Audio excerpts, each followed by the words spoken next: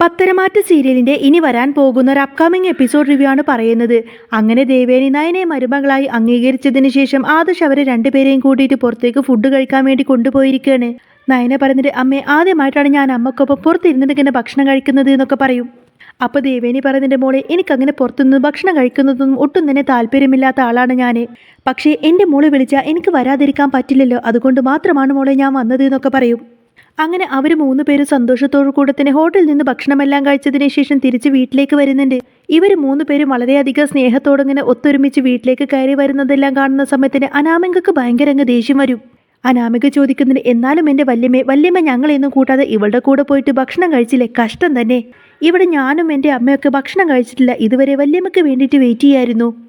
അപ്പോൾ ദേവേനി ചോദിക്കുന്നുണ്ട്, അതെ, ഞാൻ എൻ്റെ മരുമകൾക്കൊപ്പം പുറത്തു പോയിട്ടൊന്ന് ഭക്ഷണം കഴിച്ചു വന്നു, അതിലെന്താ ഇത്ര തെറ്റുള്ളത്?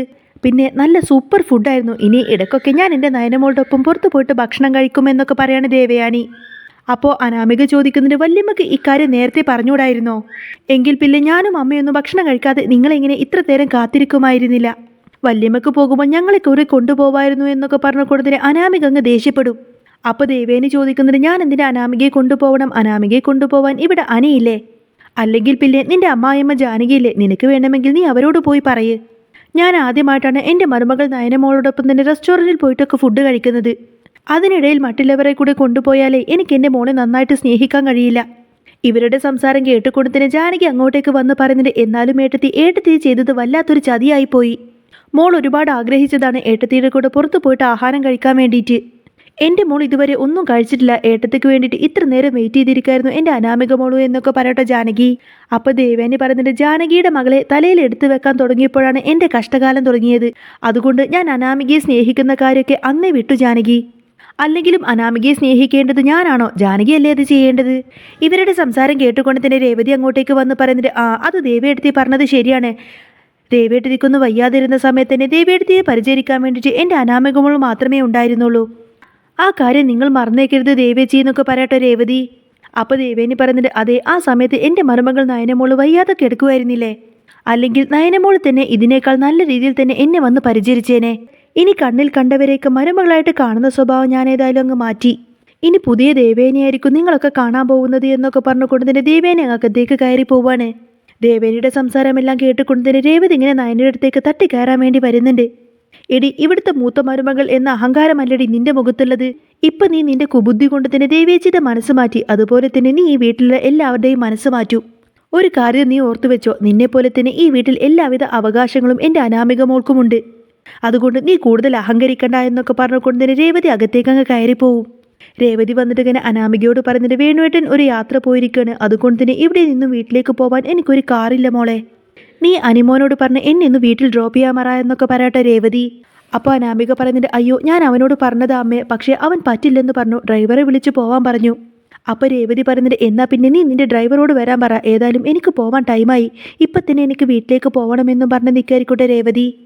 ഇവരുടെ സംസാരം കേട്ടുകൊണ്ട് തന്നെ ദേവേനെ അങ്ങോട്ടേക്ക് വന്ന് പറയുന്നുണ്ട്, ഇവിടെ ഇപ്പോൾ രേവതിയെ ഡ്രോപ്പ് ചെയ്യാൻ ഇവിടെ ഡ്രൈവറൊന്നുമില്ല, നിങ്ങൾക്ക് വേണമെങ്കിൽ ഇവിടെ നിന്ന് നടന്നു പോവാം, അതല്ലെങ്കിൽ ബസ്സോ ഓട്ടോയോ വിളിച്ച് പോവണം. ദേവേനിയുടെ വാക്ക് കേട്ടുകൊണ്ട് തന്നെ അനാമിക ചോദിക്കുന്നുണ്ട്, വല്യമ്മ എന്താ ഈ പറഞ്ഞത്? എൻ്റെ അമ്മ ബസ്സിലൊക്കെ പോവാനോ?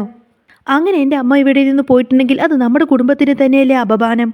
കോടീശ്വരിയായിട്ടുള്ള എൻ്റെ അമ്മ ബസ്സിലൊക്കെ കയറി തൂങ്ങിപ്പിടിച്ച് പോയി കഴിഞ്ഞാൽ നാട്ടുകാരൊക്കെ എന്ത് പറയും? അതുമാത്രമല്ല അനന്തപുരി തറവാടിന് തന്നെയല്ലേ അതിൻ്റെയൊക്കെ നാണക്കേട്. അപ്പോൾ ദേവേനി പറഞ്ഞിട്ട്, ബസ്സിൽ പോയി എന്ന് വിചാരിച്ച് കുടുംബത്തിൻ്റെ അന്തസ്സിനൊന്നും യാതൊരു കോട്ടവും തട്ടാനില്ല. ഇവിടെ ഇപ്പോൾ കാറിൽ ഒരേ ഒരു ഡ്രൈവറേ ഉള്ളൂ, അയാളേതായാലും ഇപ്പോൾ അച്ഛനെ ഹോസ്പിറ്റലിലേക്ക് കൊണ്ടുപോകണം. അതുകൊണ്ട് രേവതിക്ക് ഏതായാലും ഇവിടുത്തെ കാറിലൊന്നും പോകാൻ പറ്റില്ല. അല്ല, അനാമികയുടെ അച്ഛൻ വേണു ഒരു കാറും കൂടി വാങ്ങിച്ചിട്ടുണ്ടായിരുന്നല്ലോ, രേവതിക്ക് വേണമെങ്കിൽ ആ കാറിൽ പോയിക്കൂടെ? 2 മാസമായാലും രജിസ്ട്രേഷൻ ചെയ്യാനാണെന്ന് പറഞ്ഞ് ആ കാർ ഇവിടെ നിന്ന് കൊണ്ടുപോയിട്ട്. എന്താ, ആ കാറ് നിങ്ങളുടെ വീട്ടിലില്ലേ? അനിമോനിക്ക് സമ്മാനിച്ചതാണ് എന്ന് പറഞ്ഞ ആ കാറ് നിങ്ങൾ എന്താ വിറ്റോ? എന്നാൽ ദേവേനിയുടെ ചോദ്യം കേൾക്കുന്ന സമയത്തിന് അനാമിക ആകങ്ങ് പതറി നിന്നു പോവാണ്. എന്നിട്ട് അനാമിക പറയുന്നത്, അത് പിന്നെ വല്യമ്മേ, ആ കാറ് വീട്ടിൽ തന്നെയുണ്ട്. അനി അന്ന് ആ കാറ് സ്വീകരിക്കാത്തത് കൊണ്ട് മാത്രമാണ് ആ കാർ രജിസ്ട്രേഷൻ ചെയ്യാൻ പോലും ഇങ്ങോട്ടേക്ക് കൊണ്ടുവരാത്തത്. എന്നാൽ അനാമിക കള്ളം പറയുന്നത് കേട്ടുകൊണ്ട് തന്നെ ദേവേനി പറയുന്നത്, അനാമികക്ക് കാറ് വേണമെങ്കിൽ അനാമിക ഓടിക്കണം. അതൊക്കെ എന്തിനാ നീ അനിയോട് പറയുന്നത്? എന്താ, കോടീശ്വരിയായ അനാമികക്ക് കാർ ഓടിക്കാനൊന്നും അറിയില്ലേ? രേവതിക്ക് ഇടയ്ക്കിടയ്ക്ക് ഇങ്ങോട്ടേക്ക് വരാനും പോവാനൊക്കെ ആണെങ്കിൽ രേവതി തന്നെ ആ കാർ എടുത്ത് ഇങ്ങോട്ടേക്ക് വരണം. അല്ലാതെ രേവതിക്ക് വേണ്ടിയിട്ട് മാത്രം അനന്തപുരിയിലെ കാറൊന്നും ഏർപ്പാടാക്കി തരാൻ പറ്റില്ല എന്ന് പറയട്ടോ ദേവയാനി. അങ്ങനെ ദേവേനി അകത്തേക്ക് അങ്ങ് കയറി പോകുന്ന സമയത്തിന് രേവതിക്ക് ഭയങ്കര അങ്ങ് ദേഷ്യം വന്നുകൊണ്ട് തന്നെ രേവതി അനാമികയോട് പറയുന്നുണ്ട്. എഴുന്നേറ്റ് നടക്കാൻ തുടങ്ങിയപ്പോഴേക്കും തുടങ്ങി രേവേച്ചിട്ട് അഹങ്കാരം. ആർക്ക് വേണം അവരുടെ കാറ്, അതെ ഞാൻ നടന്നിട്ട് പോയിക്കോളാം എന്നൊക്കെ പറഞ്ഞ് ദേഷ്യപ്പെട്ട് രേവതി അവിടെ നിന്നങ്ങ് നടന്നു പോവാണ്. പിന്നീട് കാണിക്കുന്നത് ദേവേനായിരിക്കും. വളരെയധികം സ്നേഹത്തോടു കൂടി തന്നെ ദേവേന ഇങ്ങനെ നയനയുടെ അടുത്തേക്ക് ചെന്ന് പറയുന്നുണ്ട്, മോളെ എനിക്ക് കരൾ തന്നേ പിന്നെ എൻ്റെ മോളുടെ ശരീരം ആകെ ക്ഷീണിച്ചു. ഇനി എൻ്റെ മോളെ പഴയ സ്ഥിതിയിലേക്ക് തന്നെ കൊണ്ടുവരേണ്ടത് എൻ്റെ മാത്രം ഉത്തരവാദിത്തമാണ്. മോൾക്ക് ഞാൻ മട്ടൻ സൂപ്പ് ഉണ്ടാക്കി തരാം, അത് മോളുടെ ആരോഗ്യത്തിന് വളരെ നല്ലതാണ് എന്നൊക്കെ പറഞ്ഞുകൊണ്ട് തന്നെ ദേവേന നേരെ അത് ഉണ്ടാക്കാൻ വേണ്ടി കിച്ചണിലേക്ക് പോകുന്നുണ്ട്.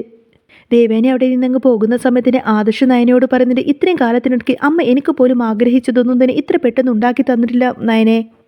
അമ്മ ഇത്ര കാലം എത്ര നിന്നെ വെറുത്തിട്ടുണ്ടോ അതിനെ 100 ഇരട്ടിയായിട്ടായിരിക്കും ഇനി അമ്മ നിന്നെ സ്നേഹിക്കാൻ പോകുന്നത്. എന്നാൽ ആദർശിന്റെ വാക്കെല്ലാം കേൾക്കുന്ന സമയത്തിന് നയനക്കത് ഭയങ്കര സന്തോഷമായിരിക്കും. പിന്നീട് കാണിക്കുന്ന ദേവേനെ കിച്ചണിൽ വെച്ച് സൂപ്പ് ഉണ്ടാക്കുന്ന ആ ഒരു സ്മെല്ലെല്ലാം കേട്ടുകൊണ്ട് തന്നെ അനാമിക അങ്ങോട്ടേക്ക് ചെല്ലുന്നുണ്ട്. അനാമിക വന്ന് ചോദിക്കുന്നുണ്ട്, ഹായ് വല്യമ്മ എന്താ ഉണ്ടാക്കുന്നത്, ഇത് ആട്ടിൻ സൂപ്പല്ലേ? എനിക്കിത് ഒരുപാട് ഇഷ്ടമാണ്. എനിക്ക് വേണ്ടിയിട്ട് എന്തായാലും എൻ്റെ വല്യമ്മ ആട്ടിൻ സൂപ്പ് ഉണ്ടാക്കിയല്ലോ, എനിക്ക് ഒത്തിരിയധികം സന്തോഷമായി വല്യമ്മയെന്നൊക്കെ പറയാട്ടോ അനാമിക. എന്താണെങ്കിലും ഞാൻ ഇതൊന്ന് കുടിച്ചു നോക്കട്ടെ എന്നൊക്കെ പറഞ്ഞ് കൊതിയോട് കൂടി തന്നെ അനാമിക അതിങ്ങനെ എടുക്കാൻ വേണ്ടി പോവാണ്. അപ്പോഴേക്കും ദേവേനിങ്ങ് ദേഷ്യപ്പെട്ട് കൊടുത്തിട്ട് പറയുന്നിട്ട്, തൊട്ടു പോവരുത്, ഇത് നിനക്ക് വേണ്ടി ഉണ്ടാക്കിയതൊന്നുമല്ല അനാമികയെ, ഞാൻ നിന്നോട് പറഞ്ഞോ ഇത് നിനക്ക് വേണ്ടിയിട്ടാണെന്ന്. ഇതെൻ്റെ മരുമകൾ നയനമോൾക്ക് വേണ്ടിയിട്ടാണ് ഞാൻ ഉണ്ടാക്കി വെച്ചേക്കുന്നത്. നീ ഈ വീട്ടിൽ യാതൊരു പണിയും ചെയ്യാത്തത് കൊണ്ട് തന്നെ നിന്റെ ആരോഗ്യത്തിന് യാതൊരു പ്രശ്നവും ഇല്ല. പിന്നെ നീ എന്തിനായി സൂപ്പ് കുടിക്കുന്നത്, നീ എനിക്കൊരു തുള്ളി രക്തം പോലും തന്നിട്ടില്ലല്ലോടി. നീ ഇവിടെ നിന്ന് പോവാൻ നോക്ക്, ഇതേതായാലും ഞാൻ എൻ്റെ നയനമോൾക്ക് കൊടുക്കട്ടെ എന്നൊക്കെ പറഞ്ഞുകൊണ്ട് തന്നെ ദേവേനി ഉണ്ടാക്കി വെച്ച ആ ഒരു സൂപ്പും എടുത്തുകൊണ്ട് തന്നെ ദേവേനി നേരെ നയനയുടെ അടുത്തേക്ക് അങ്ങ് പോവാണ്.